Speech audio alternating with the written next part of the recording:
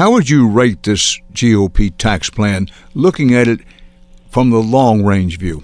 Sure. Well, it is, without a doubt, the worst tax legislation ever enacted by our Congress, and it's been very badly reported on by the news media. And let me give you a real good example of that. Almost everybody has heard that Apple is paying $38 billion in taxes, and a whole bunch of other multinational American companies are going to pay several $100 billion in taxes. Well, if the reporters had read the bill, they'd know that's not true. What the bill does is it loaned that $38 billion to Apple. It loaned 92% of it, or about $35 billion of that money to Apple at zero interest for 8 years. And Apple will pay off half the note in the years 2024 and 2025.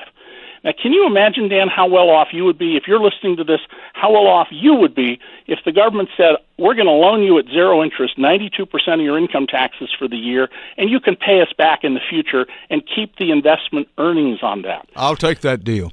Yeah, I will too. And this bill, certainly for people who have not had a raise for years, the very people I championed in my trilogy on the American economy, perfectly legal, free lunch, the fine print, getting an extra $10, $20, $40, $50 a week in their paycheck because of the lower rates that most Americans are going to pay, that's fantastic, and it desperately needed money.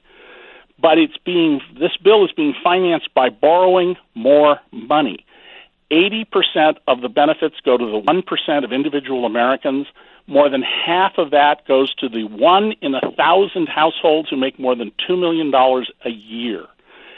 This bill simply loans you money today in the form of a temporary tax cut that the government will have to make up in the future.